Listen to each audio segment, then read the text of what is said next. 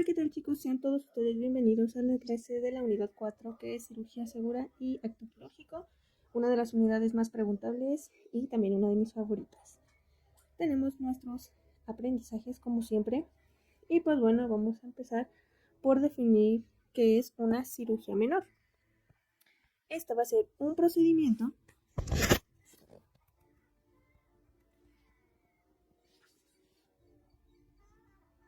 en el cual se inciden o reparan los tejidos superficiales del cuerpo.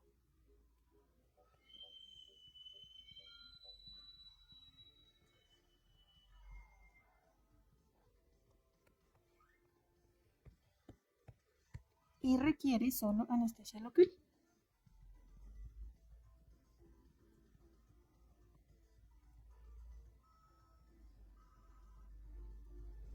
Que es importante resaltar de mi cirugía menor, que requiere una técnica aséptica y antiséptica.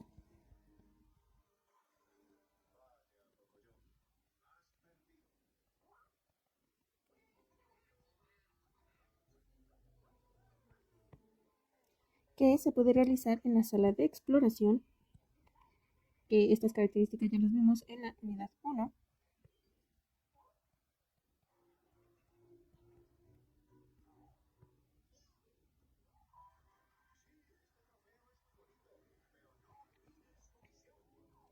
Que requieren solo anestesia o bloqueo local. Este va a ser uno de mis puntos clave para distinguirlo de una cirugía mayor, que generalmente solo abarca hasta el tejido celular subcutáneo y pues que no requiere hospitalización.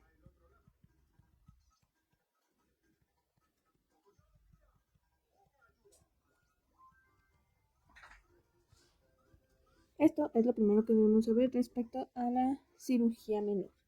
Ahora, vamos a ver un poco de historia. Ya sabes que no te puedes lanzar al examen sin saber, aunque sea un poco de historia, sin saber, aunque sea el nombre del personaje y su principal aporte, porque puede ser pregunta en el examen. Empezando con Joseph Priestley. Disculpen si no pronuncio bien los nombres, ¿no? Él fue un filósofo, político y científico experimental.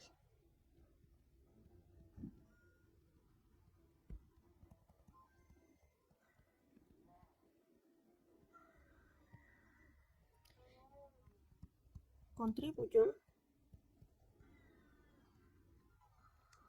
con sus experimentos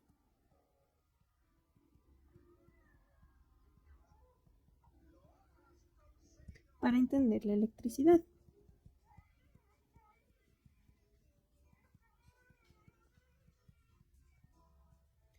Y por medio de dicha electricidad ayudó a aislar los siguientes gases, que era oxígeno, dióxido de carbono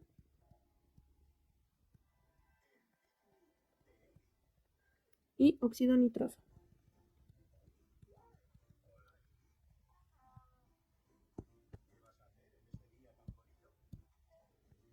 Ok, ahora, Horace Wells. Él fue un cirujano dentista.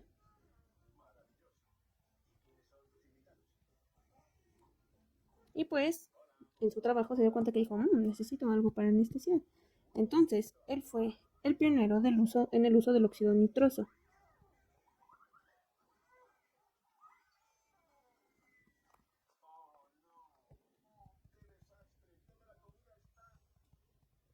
Del óxido nitroso en procedimientos dentales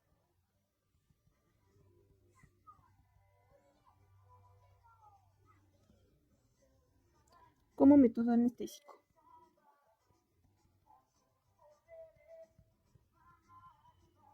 Él agarró y dijo, voy a usar este como anestésico. ¿Vale? Ahora vamos con William Thomas Green Morton. Él también fue un cirujano dentista.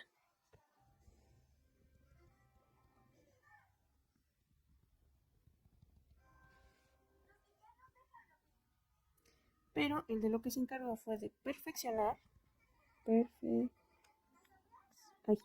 perfeccionó la técnica del uso del óxido nitroso. Esto lo llevó a cabo de manera exitosa. Y aquí también entra el término de eterización. Es eterización. La eterización no es más que usar el éter para anestesiar.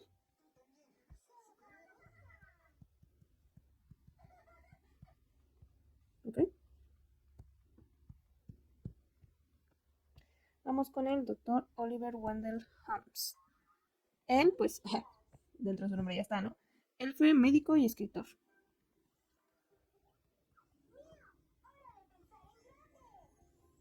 Escritor reformista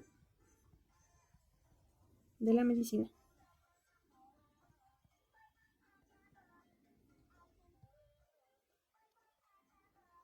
Él postuló a la fiebre puerperal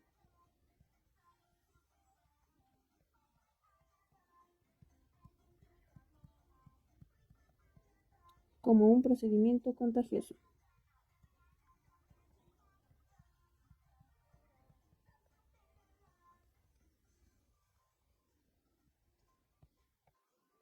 Y al mismo tiempo, al darse cuenta de lo de la fiebre puerperal, describió métodos preventivos para los procedimientos obstétricos.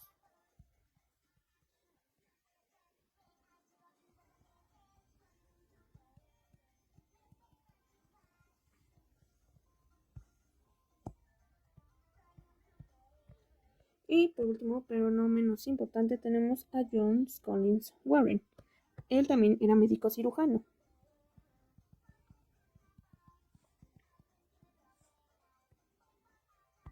Pero a él se le atribuye el inicio o el iniciar la utilización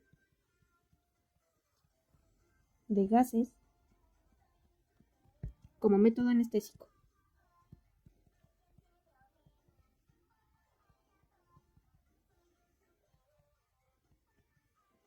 En procedimientos quirúrgicos.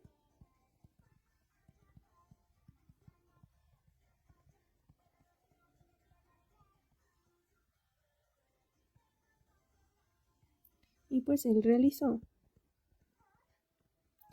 las primeras operaciones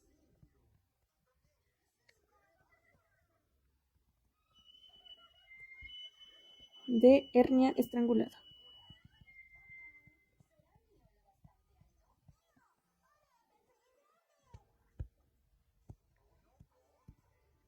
¿Cómo te los van a preguntar? O sea, no creas que te van a poner la foto. O bueno, al menos en años pasados no ha pasado de que te ponen la foto que te digan, dime quién es.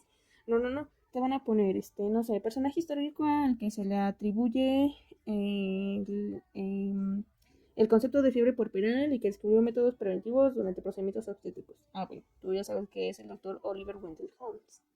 Por mencionarte algún ejemplo. Ok, ahora que tenemos un poco de contexto histórico, podemos comenzar por definir qué es la anestesia. Y este va a ser el conjunto de técnicas médicas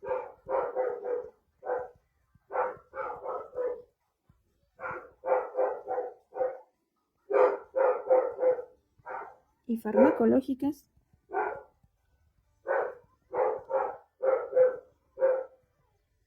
destinadas a abolir el dolor y o la conciencia.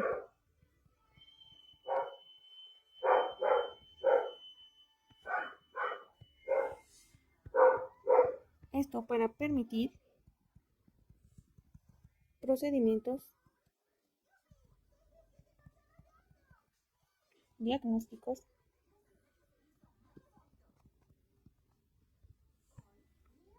o terapéuticos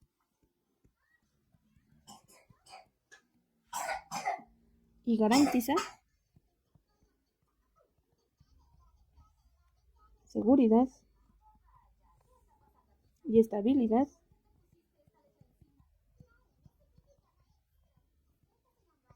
fisiológica del paciente.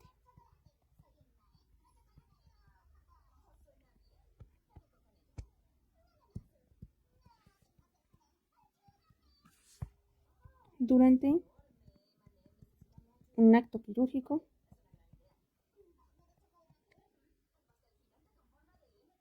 invasivo. Y bueno, de aquí vamos a tener dos caminos: la anestesia general y la anestesia local.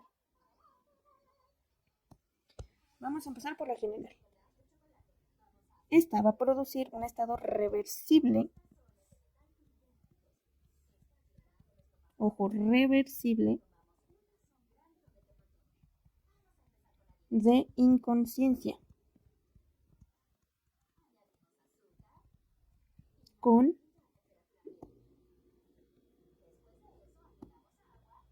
analgesia, apnesia, hipnosis y relajación muscular.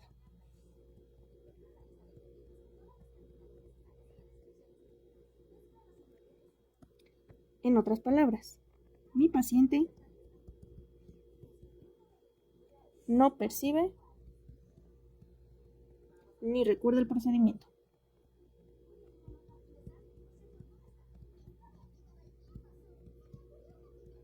¿Ok? En la anestesia general, el paciente no percibe ni recuerda el procedimiento. Ahora, vamos con la local, que ya podrás darte más o menos una idea para dónde vamos. La local nos va a bloquear la transmisión nerviosa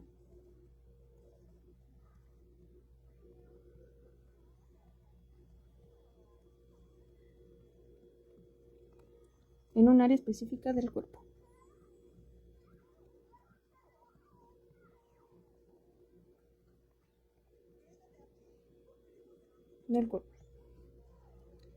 El paciente permanece consciente.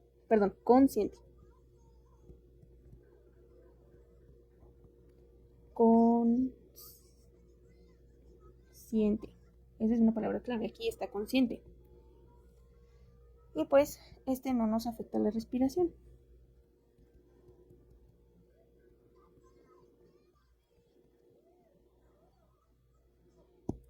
Ok. Estas dos definiciones nos llevan a otras tres que debemos aclarar. Si te fijas, aquí yo utilicé el término analgesia y no anestesia. Entonces, ¿cuál va a ser mi diferencia? La analgesia es la supresión parcial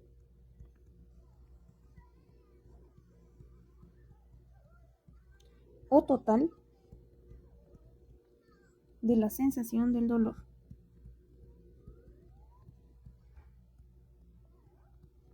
Dolor, esa es mi palabra clave. Y pues de ahí viene pues la raíz de la palabra analgésico. ¿Para qué son los analgésicos? Pues para quitarte el dolor.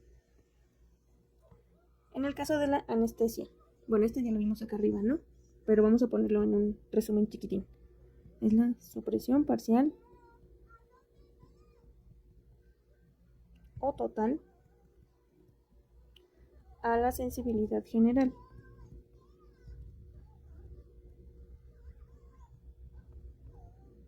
Cuando digo sensibilidad general, incluye dolor, a la presión, tacto o incluso temperatura. Y sedación. Nuevamente, supresión total o parcial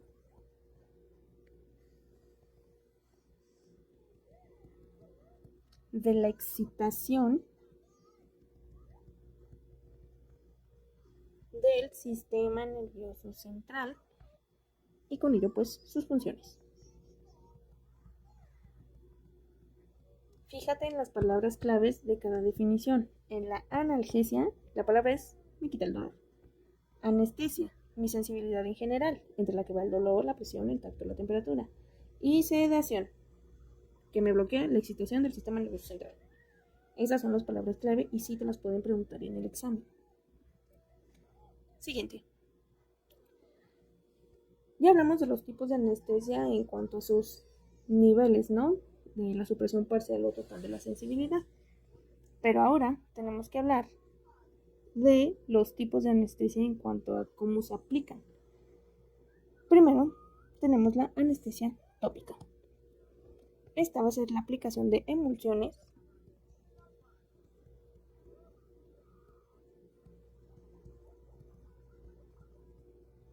con anestésicos, o sea, en la emulsión pues viene el principio activo del anestésico, aplicado directamente en las mucosas.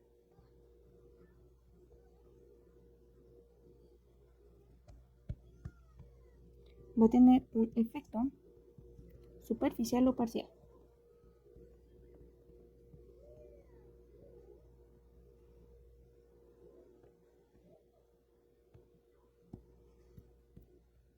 Y bueno, ¿qué ejemplos tenemos?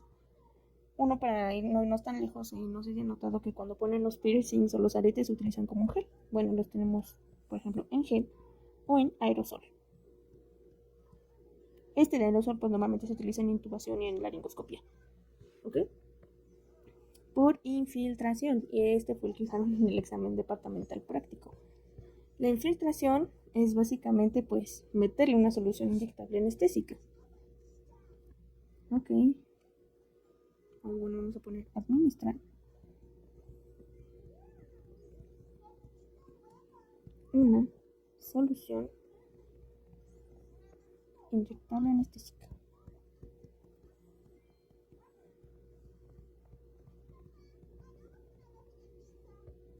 Anestésica para bloquear las terminaciones nerviosas.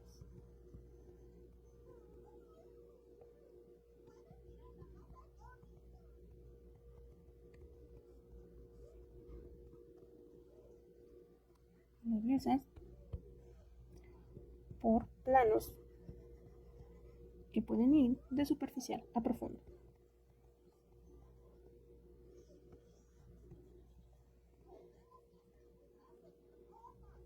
¿Ok? Y bueno, ¿qué maneras de infiltración tenemos? Tenemos, por no irnos muy lejos, la de rombo o en abanico. Y esto pues va a depender de cómo insertes la jeringa, ¿no? O sea, por ejemplo, ¿se acuerdan que tenían, no sé, por ejemplo, la herida aquí, ¿no?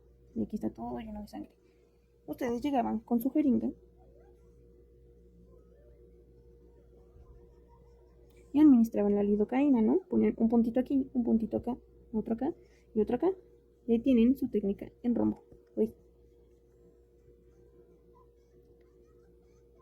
Por solo mencionar un ejemplo. Ay, quedó un ojito. Ahí está. Y ahora vamos con la de bloqueo de nervios. Esta es parecida a la de arriba, de la infiltración. Pero va a haber un detalle. Entonces vamos a ponerle busca la infiltración. Filtración periférica de ramas nerviosas.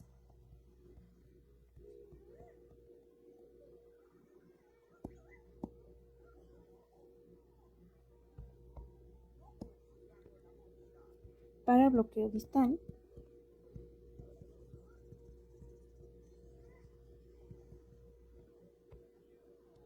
y su subsecuente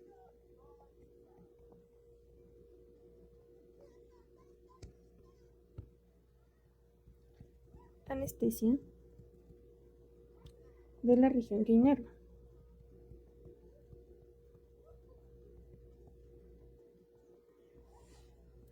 Ay, Norma, es igual a la de arriba. No, amigo, porque aquí tenemos un ejemplo. Vamos a ponerte dos, por darte dos muy sencillos. Es el del bloqueo de la mano o bloqueo del pie.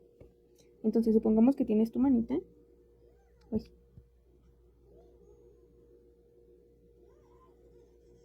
Y tú llegas con tu jeringa y picas aquí. Lo que estás haciendo es propiamente buscar los nervios. Vamos a ponerlo con amarillo. Los nervios. Y con esto, ¿qué vas a lograr? Pues que se me bloquee toda la mano. Esa es la diferencia. Aquí se buscan las ramas nerviosas para bloquear, llamémosle, la parte distal. Y acá arriba, a pesar de que también se hace infiltración, pues nada más era, llamémosle, esta parte de aquí, donde estaba la herida.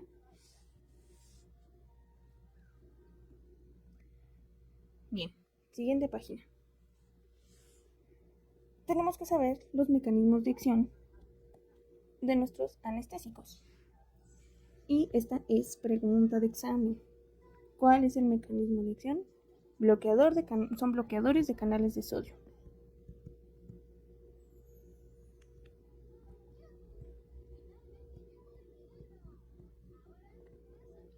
Esto te lo tienes que saber muy bien.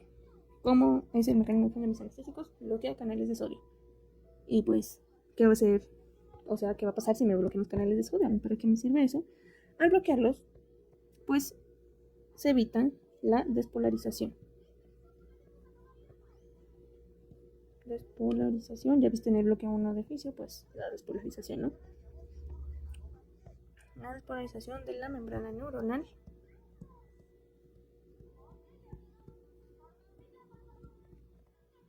Pero recuerda, de manera reversible. ¿Ok? Ok. Si quieres esto de la despolarización no te lo aprendes, al menos no por ahora, pero lo de bloqueo de canales de sodio, eso sí. Ok. Vías de administración y dosis. ¿Qué vía? Hace un momento vimos lo de la infiltración y de bloqueo de bloqueo de nervios. Pero entonces, ¿cómo la vamos a administrar? Propiamente con la infiltración o llamémosle picando en plano directo. Vamos a poner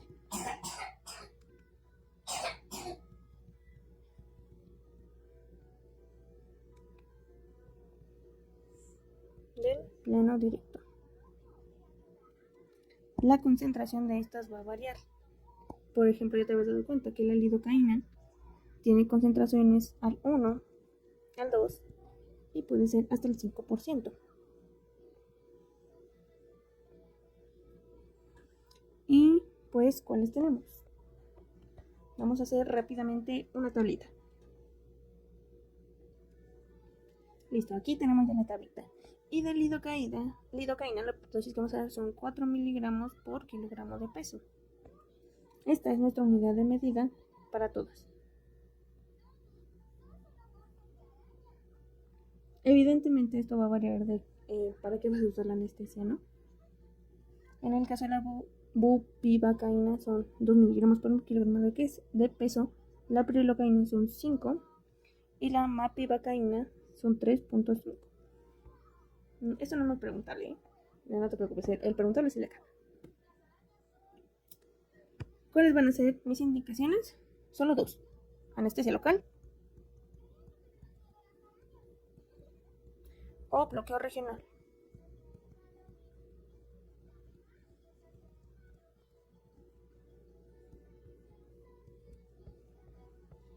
¿Y cuáles van a ser mis contraindicaciones? La primera y la más importante, ser alérgico, ¿no? Sensibilidad del fármaco.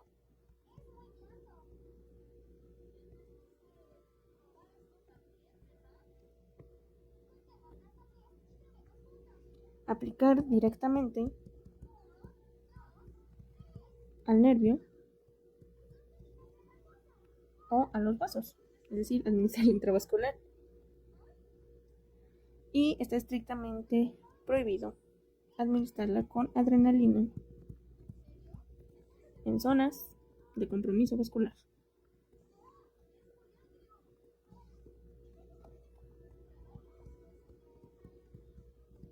¿Qué es lo que me interesa que te aprendas de este lienzo? Esto, por favor. No te voy a hacer el examen sin saberte esto, por favor. Muy bien. En la siguiente página tenemos un poco más de historia. Pero bueno, esta vez nada más son 3. Empezando por Hipócrates. ¿Qué fue lo que hizo? Designó los elementos encontrados en la sangre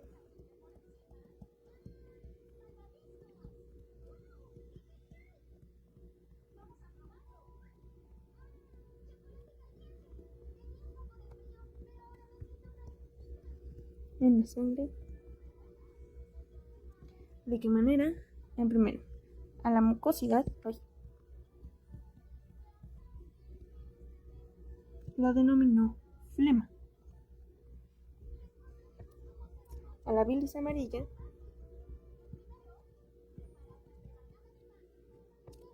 la llamó cólera.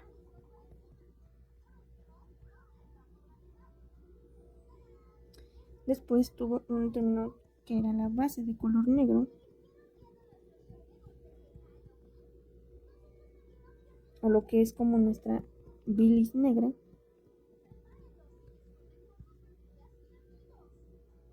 No, perdón. A la base de color negro fue la que llamó bilis negra.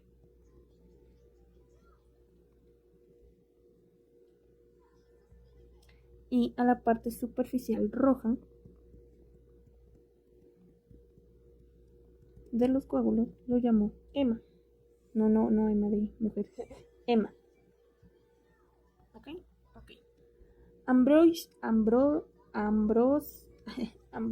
Paré, él es considerado el padre de la cirugía moderna.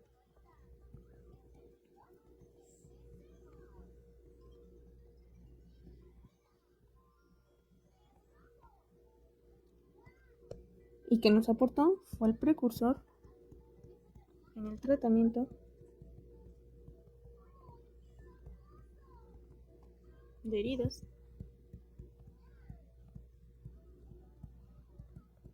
por trauma de arma de fuego.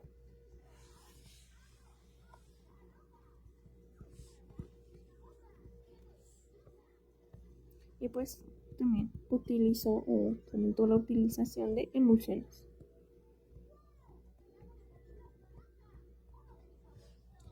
Y finalmente tenemos a Alexis Carrel. Él es el padre, pero de la cirugía vascular.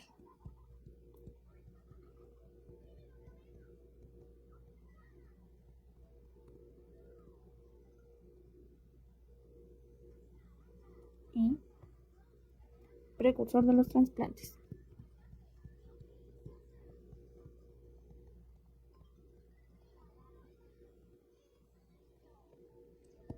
¿Qué fue lo que hizo? Creó nuevas técnicas de anastomosis vasculares.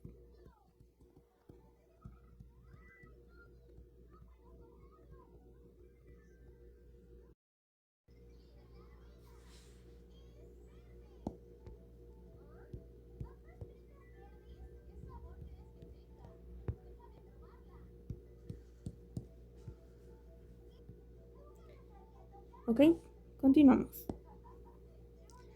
Vamos con una de las diapositivas más importantes de todo el curso.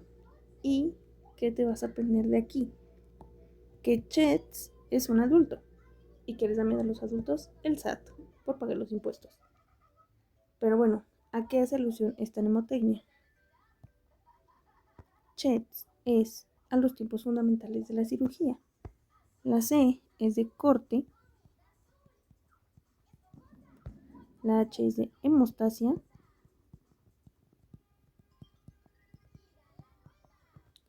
La E es de exposición. D de disección. Y la S de sutura.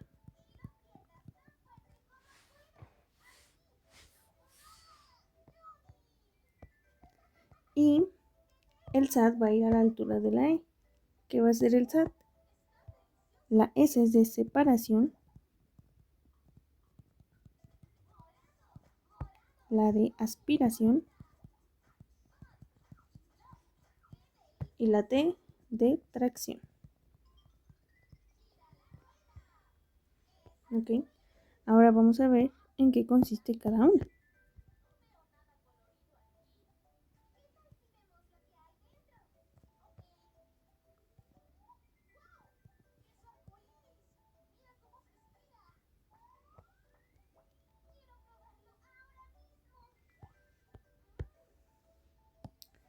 Ok, corte viene del latín incidere, o bueno, es como la etimología de la incisión. ¿Esto en qué va a consistir? En la sección metódica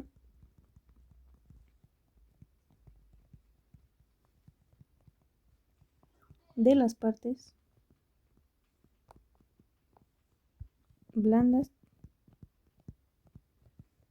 con instrumentos cortantes.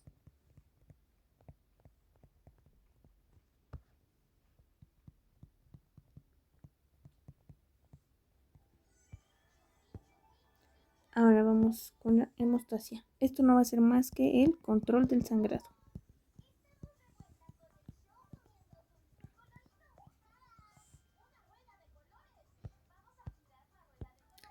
La exposición va a consistir en la separación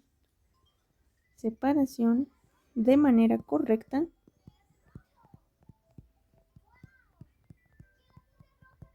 de los elementos anatómicos.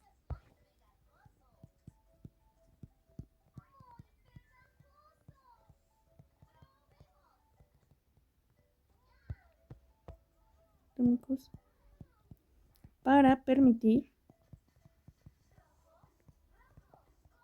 las maniobras y la visión clara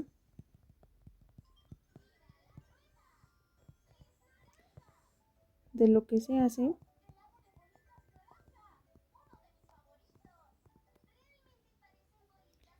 y exponer el área.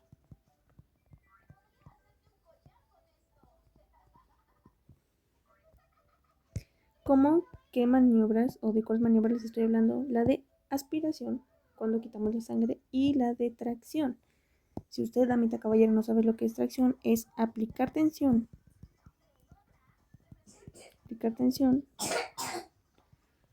para mover los órganos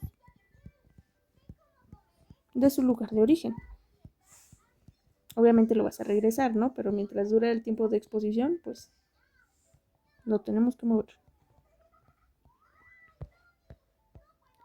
Siguiente, disección. Es manipular los tejidos con el daño mínimo.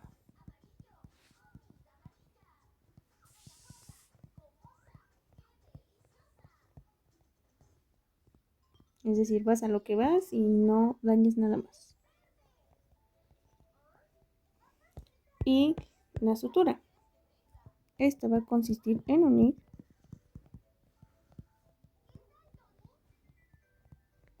los tejidos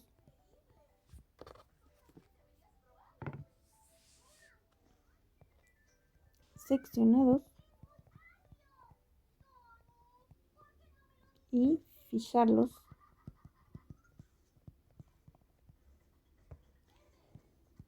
hasta completar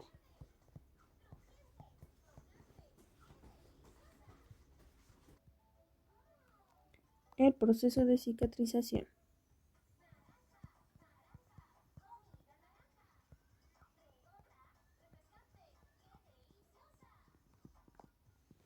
¿Ok? Esta diapositiva es sumamente importante, literalmente así puede venir la pregunta en el examen.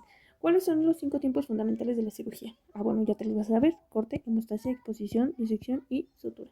Esto sí, apréndetelo, por favor. Siguiente. Debemos entender cuál es el material correcto o qué vamos a utilizar en cada tiempo fundamental de la cirugía. Empezando por la C, que habíamos quedado que era, así es, corte. Vamos a utilizar el bisturí, las tijeras Mayo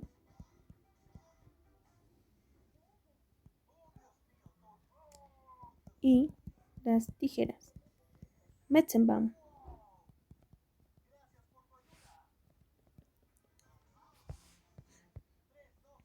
Para la hemostasia vamos a utilizar las pinzas de Halsted.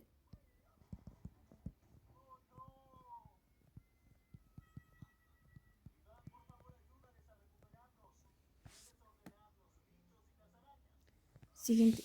En la exposición vamos a utilizar los separadores Farabeuf o Farabeuf, algo así. Pinzas Alice, las pinzas Forester y las pinzas Babcock. Evidentemente, esta es para la separación y estos tres van a ser para la tracción. Disección. Fácil. Pinzas de disección con o sin dientes.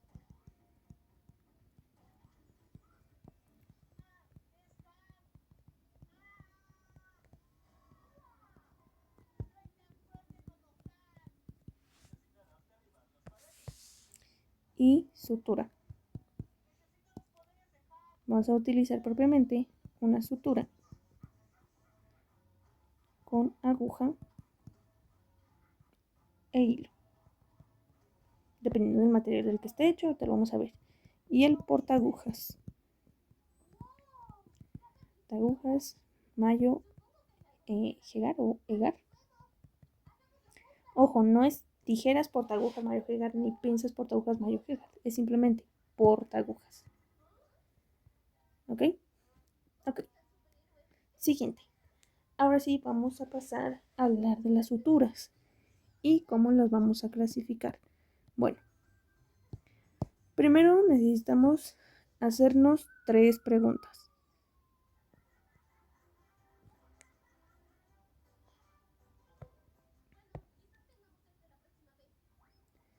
Y estas preguntas van a ser, ¿de dónde vienen, no? O su origen.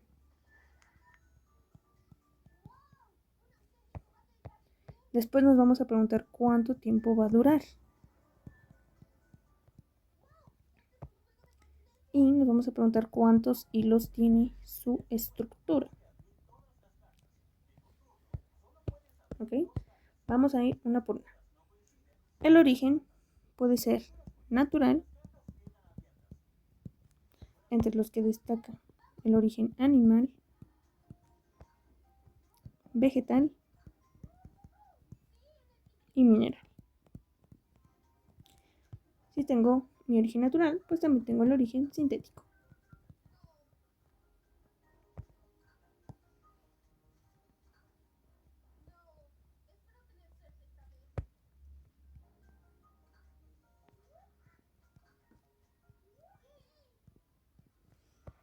Ahora, en cuanto a la duración, voy a tener que puede ser absorbible y no absorbible.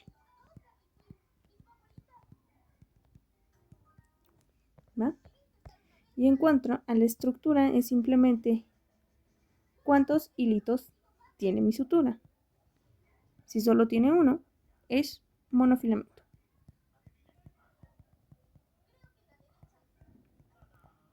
Si tiene 2 o más, es un multifilamento. O también llamado trenzado. Pero no, con que te sepas monofilamento y multifilamento es suficiente. Lo que nos lleva a la siguiente tabla. Ok, esa tabla sí es importante y sí te la pueden preguntar en el examen. No te la vas a aprender así toda tal cual. Basta con que te aprendas el nombre de la sutura, si es absorbible o no, y pues la estructura si es monofilamento y el origen. Pero, bueno, esta si quieres no le hagas caso. Te vas a aprender por lo menos los primeros 7, que es el catgut, el de poliglactín, el de monocril, el de seda, el polipropileno, el poliéster y el nylon. estos sí te los vas a aprender. No te vayas a ir al examen sin sabértelos, por favor, porque literalmente te vayan a poner. Son características de la sutura de seda. Y van a jugar con estas palabras de absorbible o no absorbible, multifilamento, monofilamento, natural y animal. Y si tú te sabes esta tabla, en automático vas a poder responder. Ok, les traje dos tablitas. Es esta y esta. Yo les recomiendo más esta, la verde. Ok, vamos a hablar de los principios de Halsted. Son 6. El primero, debemos de tener un manejo gentil de los tejidos.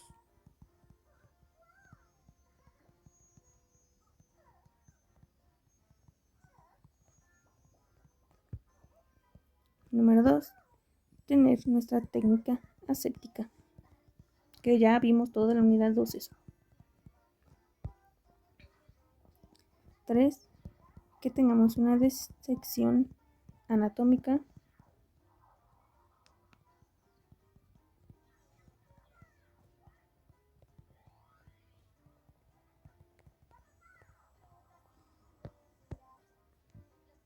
4, debemos de tener una hemostasia cuidadosa.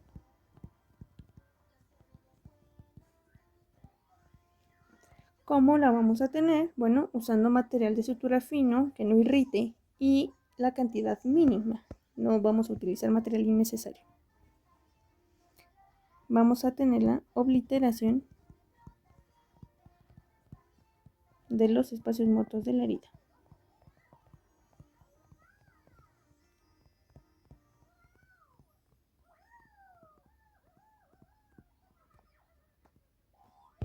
Y número 6, evitar zonas de tensión.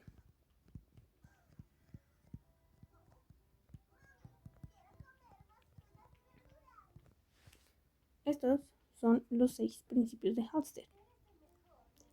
Y ahora vamos a hablar de la cirugía de mínima invasión. Ojo que estoy diciendo cirugía de mínima invasión y no cirugía menor, como lo vimos al inicio de la clase. ¿Esta qué va a ser? Conjunto de técnicas quirúrgicas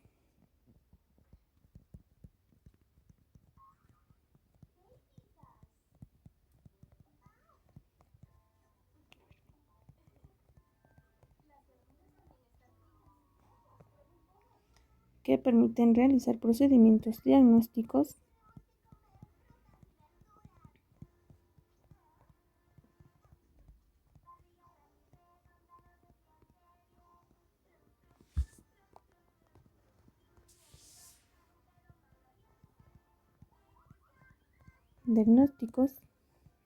o terapéuticos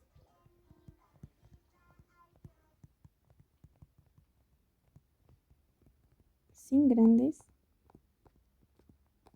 incisiones.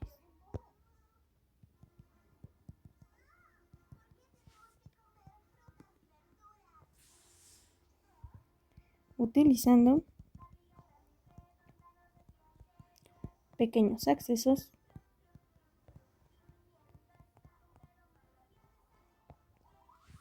cámaras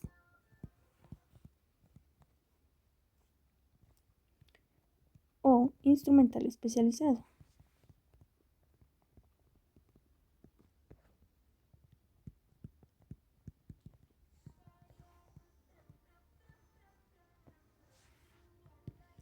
Con el objetivo de reducir el daño tisular.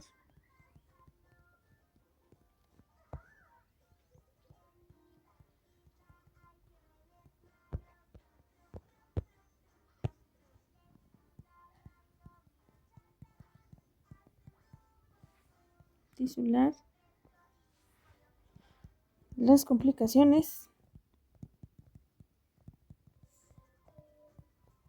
y acelerar la recuperación.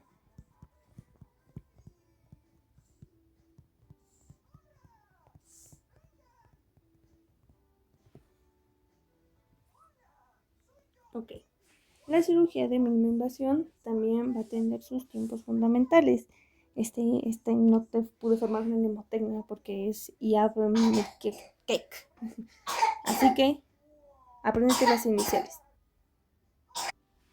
Llevamos al siguiente orden. La I es de insuflación.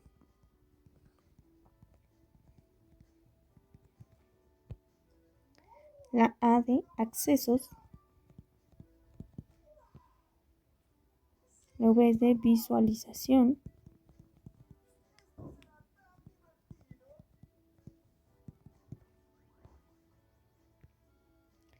La M es de manipulación de tejidos.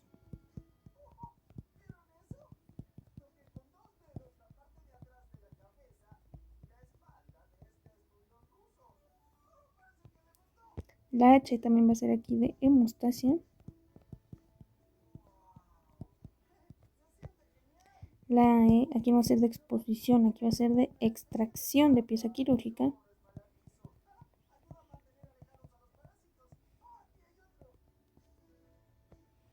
Y la C es de cierre de puertos.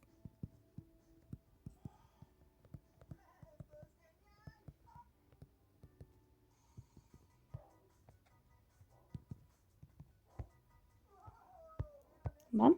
Vamos a ir uno por uno. La insuflación va a consistir en la creación de un neumoperitoneo.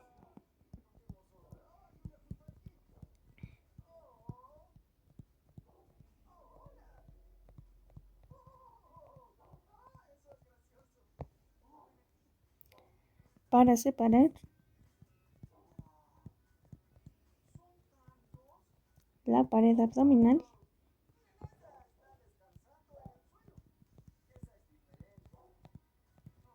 de las vísceras.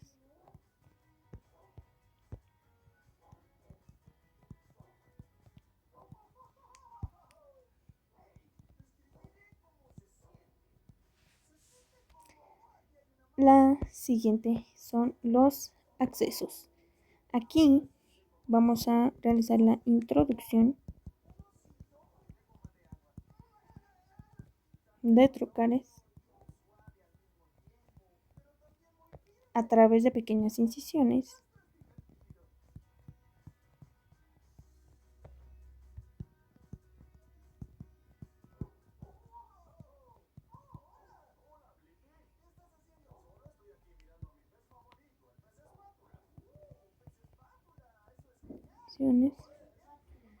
las cuales nos van a permitir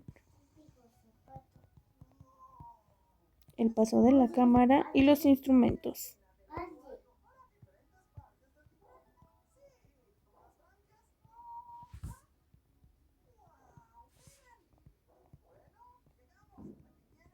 Los instrumentos.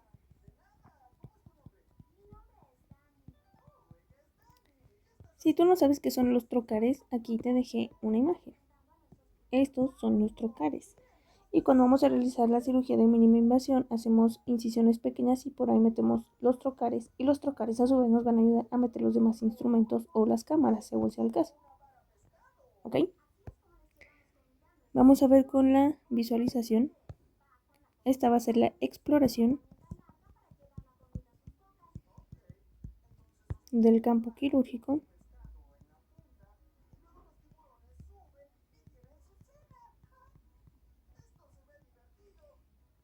mediante la óptica, mediante óptica laparoscópica.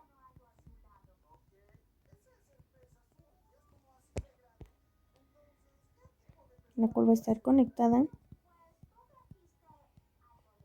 a una cámara y monitor.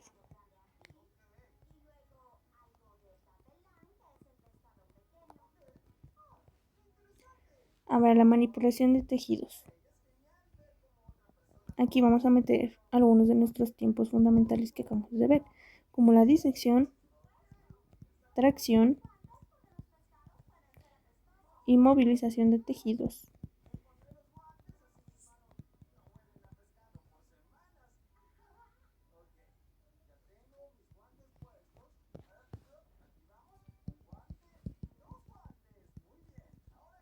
Tejidos con instrumentos largos y finos.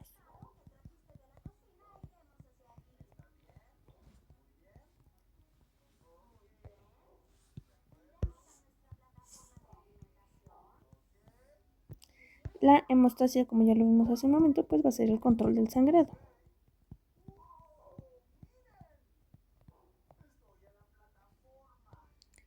La extracción de la pieza quirúrgica es el retiro del órgano o tejido intervenido.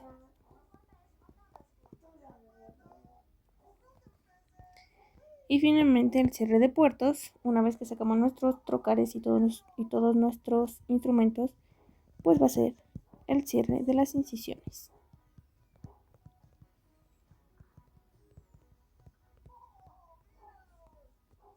De los trocars.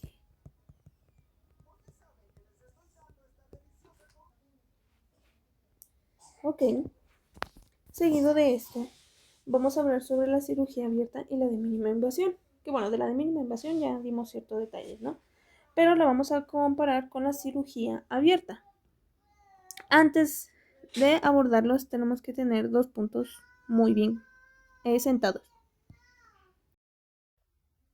El primero es que ambos abordajes buscan el mismo objetivo.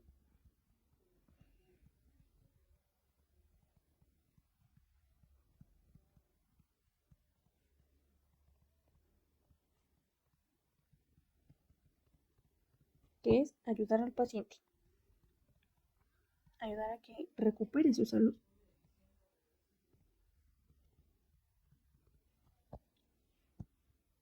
El segundo es que nos debemos de hacer la siguiente pregunta.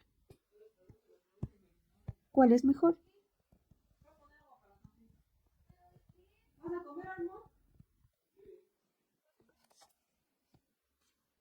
Y el mejor es el que está bien indicado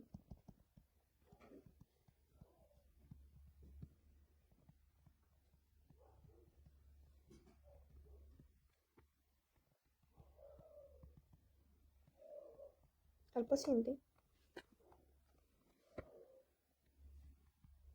en su respectivo contexto.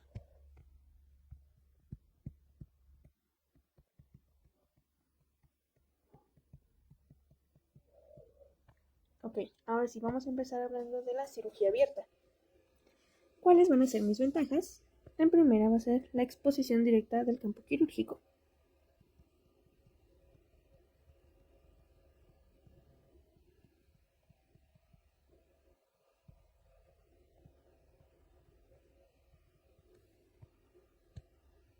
Va a haber un mayor tacto y percepción tridimensional real.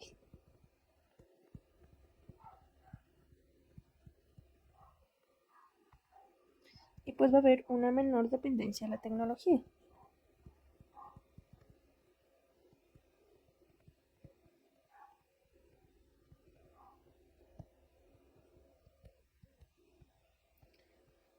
¿Dónde la vamos a poder usar o dónde resulta útil?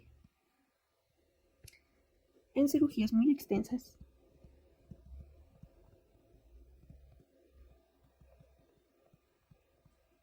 En inestabilidad hemodinámica.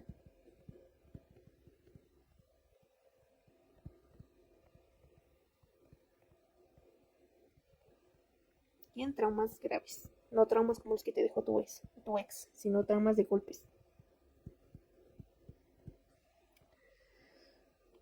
¿Cuáles van a ser mis desventajas? La primera es la que encabeza la lista. Si tengo una incisión más grande,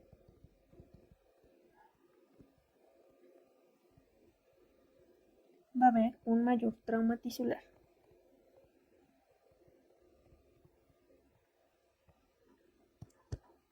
Va a haber más dolor postoperatorio.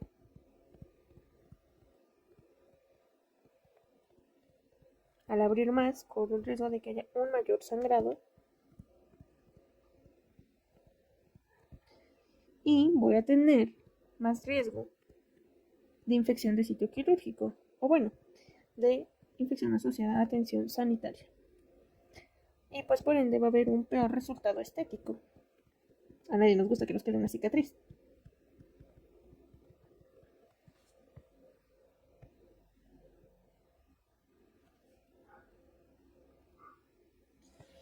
Ahora, vamos con la cirugía de mínima invasión, que ya vimos hace un momento sus tiempos fundamentales.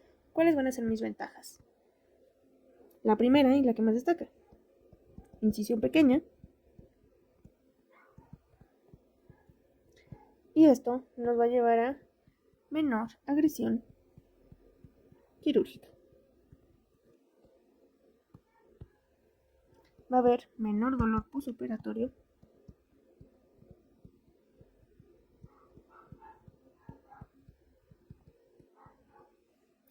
Menor respuesta inflamatoria.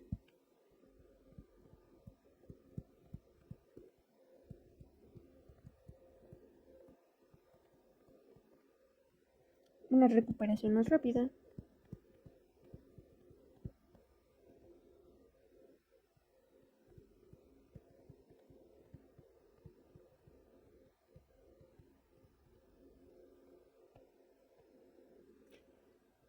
Y pues va a tener un mejor resultado estético.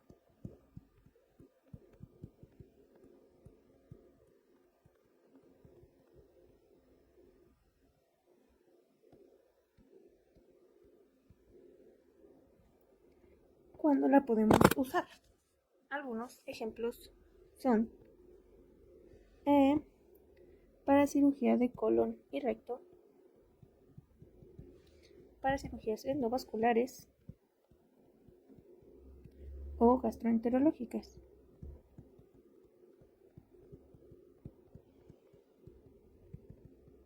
como cuando ponen el bypass gástrico. Desventajas: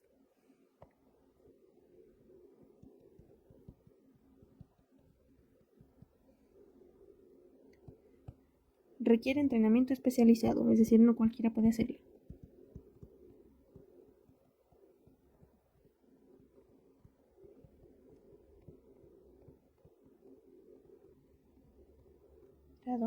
Va a haber una dependencia de la tecnología.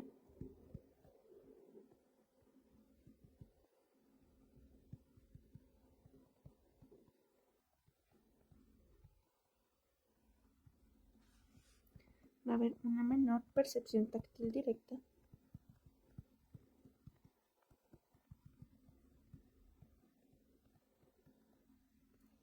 Y pues finalmente va a haber una curva de aprendizaje.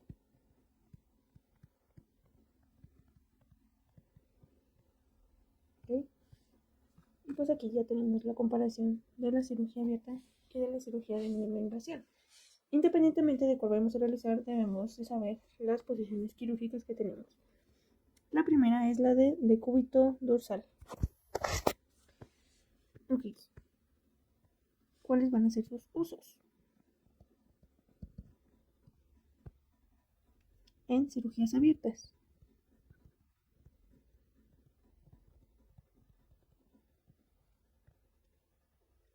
como las de abdomen, tórax anterior, mama y cuello, por mencionar algunos ejemplos. Y por ejemplo, con las cirugías de mínima invasión, puede ser la laparoscópica, abdominal, básica. Por su parte, tenemos la de decúbito dorsal con Trendelenburg. Es básicamente la de acá, de estar boca arriba, pero un poquito más inclinado. Y pues aparte vas a estar amarrado, ¿no? Pues para que no te caigas. ¿Qué usos le vamos a dar? En la laparoscopia ginecológica,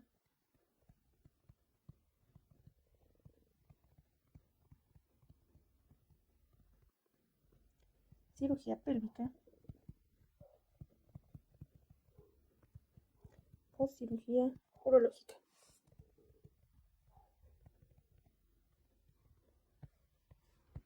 Vamos con la posición de litotomía. Estas las vamos a usar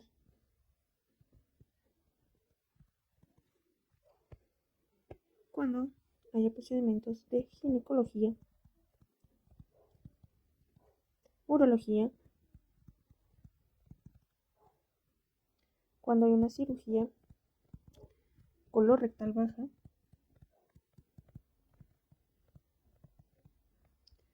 laparoscopia pélvica.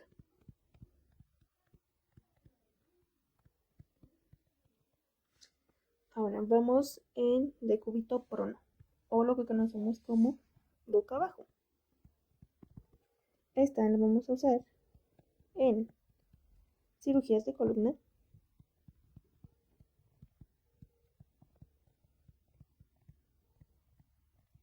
en neurocirugías posteriores,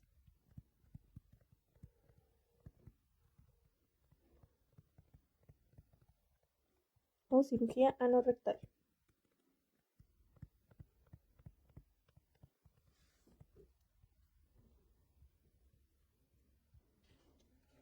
La siguiente es decúbito lateral. Y estas las vamos a usar en cirugía torácica,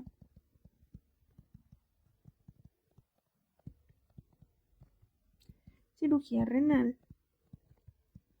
en procedimientos pulmonares,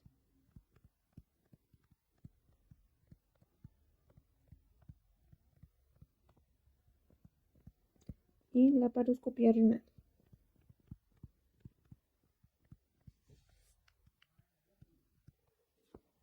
Asimismo tenemos la de Fowler o semisentado. Estas nos van a servir en cirugía de cabeza y cuello,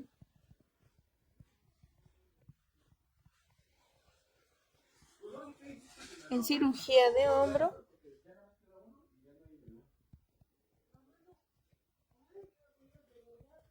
y neurocirugía selectiva.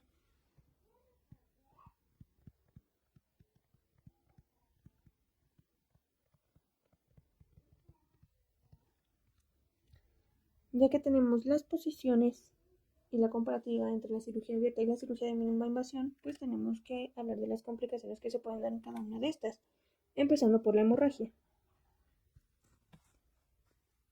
Esta va a ser el sangrado inmediato,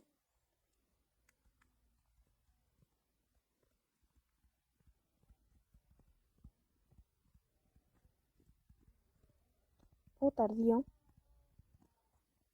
del sitio quirúrgico.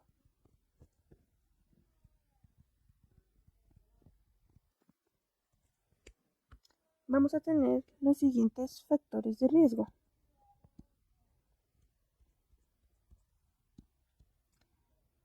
La primera es que durante el acto quirúrgico haya existido una hemostasia deficiente, que tenga una hipertensión arterial no controlada,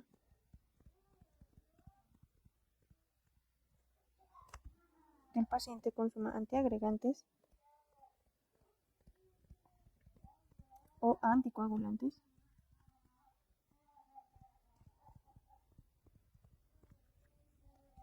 que tenga trastornos de la coagulación,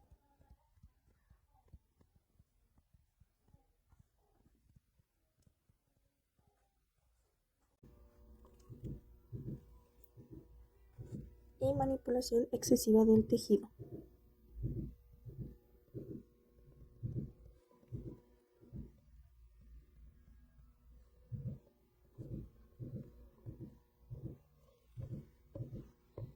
¿Cómo lo vamos a prevenir? Bueno, teniendo una técnica quirúrgica cuidadosa,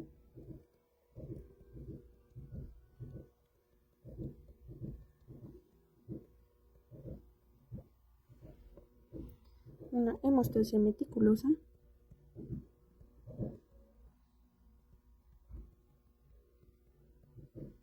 esta puede ser por ligadura, presión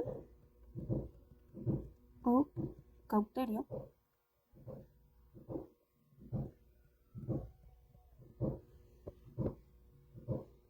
revisión preoperatoria,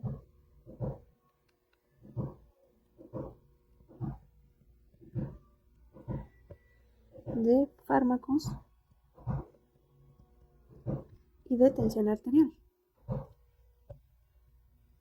así como un vendaje comprensivo adecuado.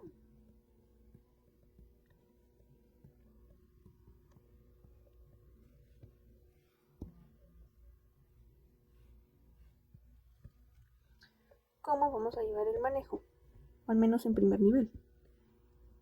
Primero, que haya compresión directa.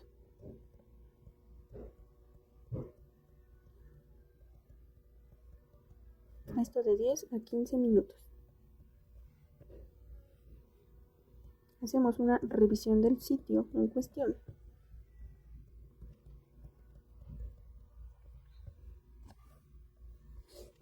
En este caso podemos hacer un refuerzo de sutura si es muy superficial.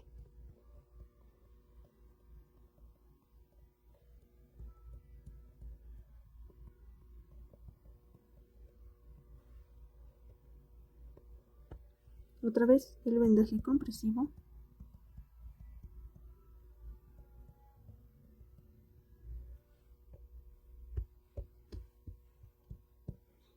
Y bueno, vamos a suponer que nada de esto nos sirvió. Entonces, ¿cuándo lo vas a referir? Cuando hay sangrado persistente o pulsátil.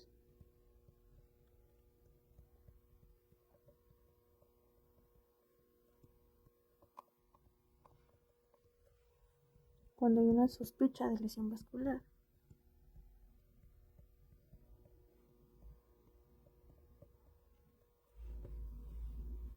O hay un hematoma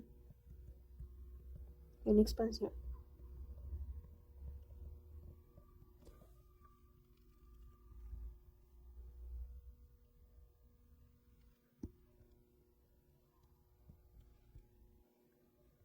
Esto en cuanto a la hemorragia.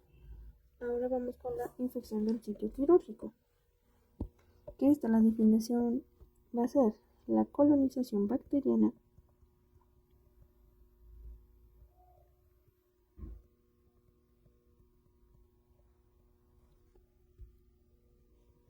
con respuesta inflamatoria local.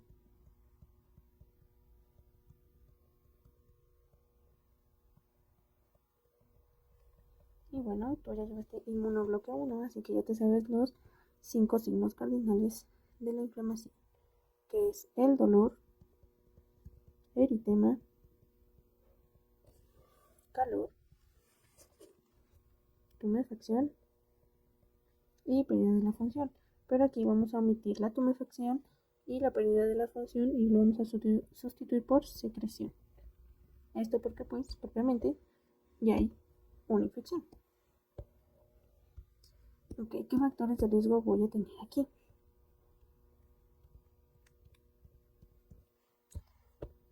Que haya una asepsia deficiente,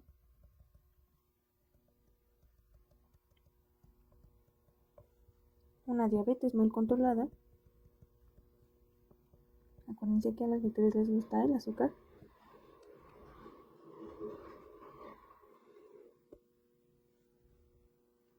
Obesidad, manipulación repetida de la herida,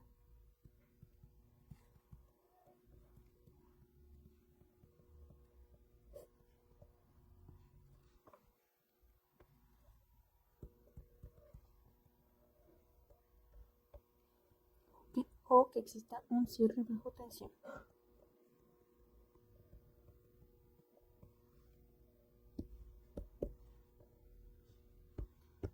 ¿Cómo la vamos a prevenir?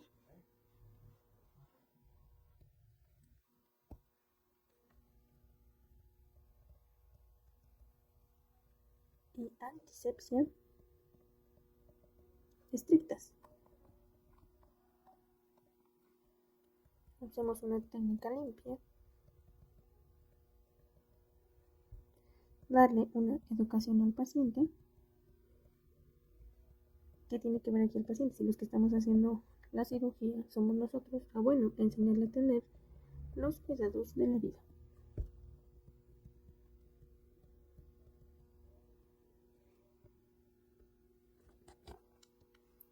Si es necesario podemos dar antibióticos, pero no, en caso de que no, pues evitar uso de antibióticos innecesarios.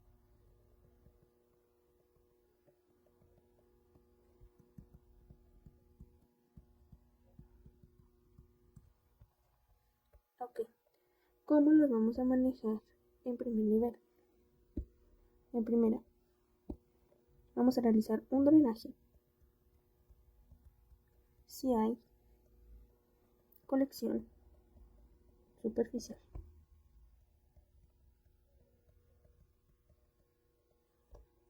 Realizar una curación local.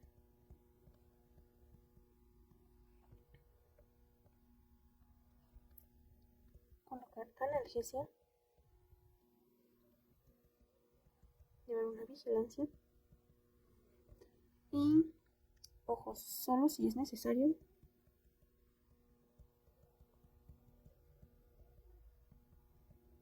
antibióticos.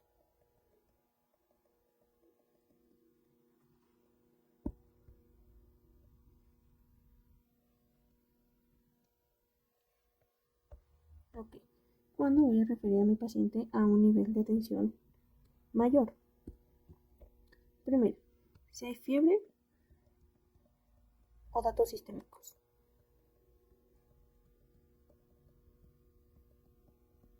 Si hay una infección profunda.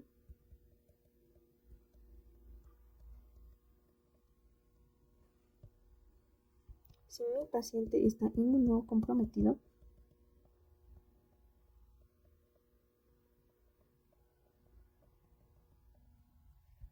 Y que haya una falta de respuesta al manejo inicial, que es el que hicimos en primer nivel.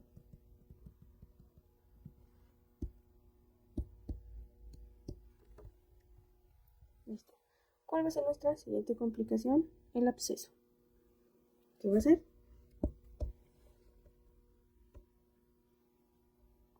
Una colección purulenta, encapsulada, secundaria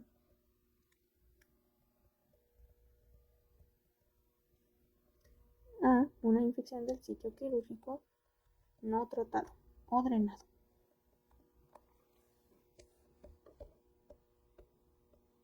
¿Ok? Aquí tenemos que anotar un poco sobre la clínica.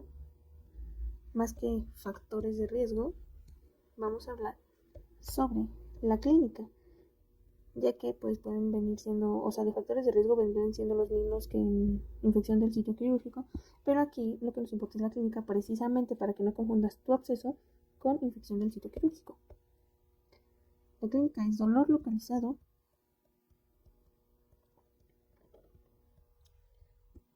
aumento de volumen,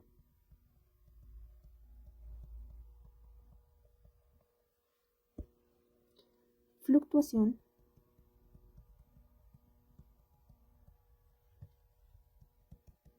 eritema y calor. ¿Ok? ¿Cómo los vamos a prevenir? Pues llevando a cabo el drenaje oportuno de infecciones.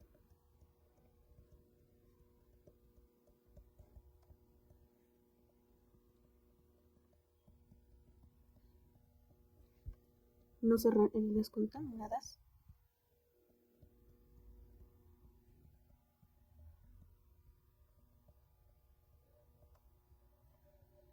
Y tener unas curaciones adecuadas. ¿Cuál va a ser mi manejo en primer nivel?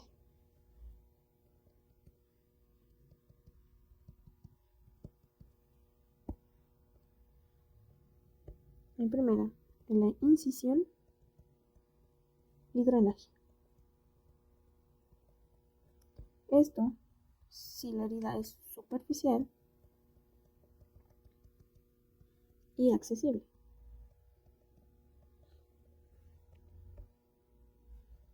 Vamos a realizar un lavado,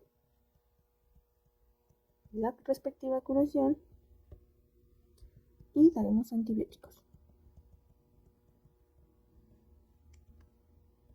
Esto si tenemos sospecha de riesgo sistémico. Ojo, ya te fijaste que aquí te puse que la incisión y el drenaje, en caso de que el absceso sea superficial y accesible. ¿Por qué? Porque lo vamos a referir en caso de que el absceso sea profundo,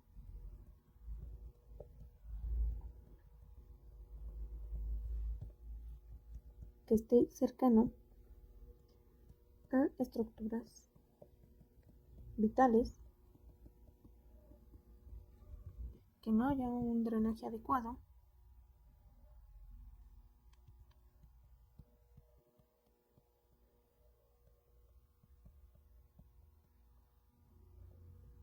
y que en caso de que en el primer nivel hayamos llevado los respectivos cuidados, este reaparezca.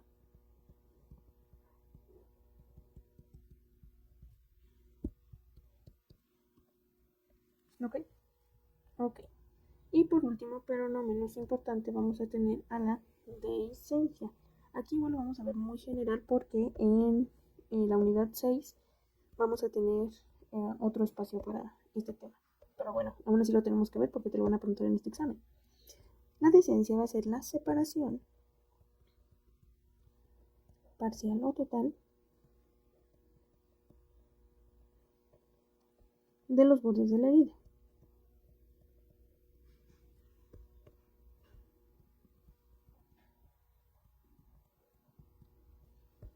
¿Qué factores de riesgo me pueden predisponer a que el paciente tenga una dehiscencia? El primero, una infección.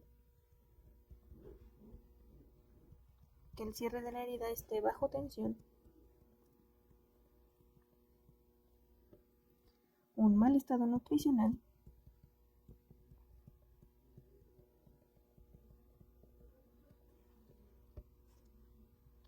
Que haya tos persistente. O una técnica deficiente.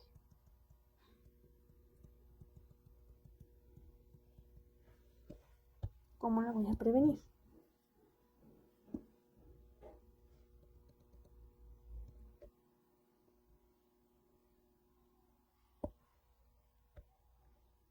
En primera, con un cierre por plano correcto.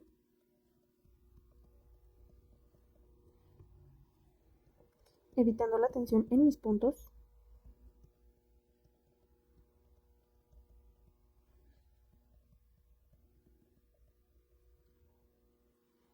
Controlar las comorbilidades del paciente.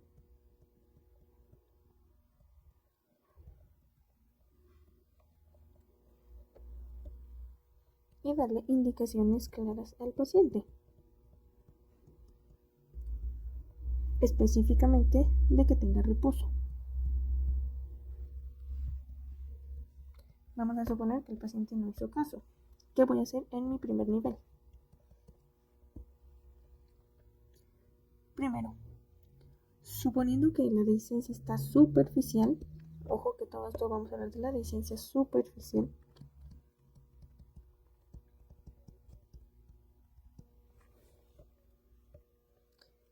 vamos a realizar primero una curación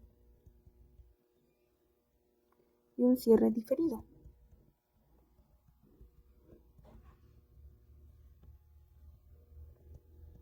Mantener la herida limpia.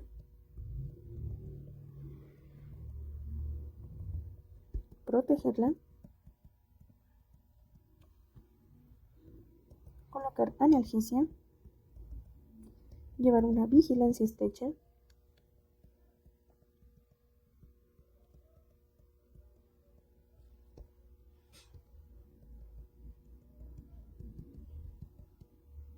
Nuevamente, esto suponiendo que mi dehiscencia está superficial. Cuando voy a referir al paciente a un nivel de atención más grande, si la dehiscencia justamente es profunda.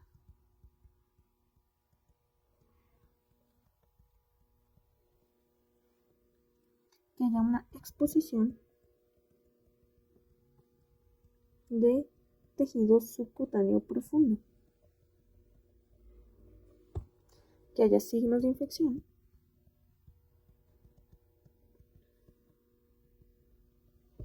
O en el peor de los casos que haya un compromiso funcional de cualquier órgano o estructura. ¿Ok? Esas van a ser nuestras complicaciones. Y bueno, eso sería todo de la unidad 4. Espero les haya gustado la clase y nos vemos en la unidad 5.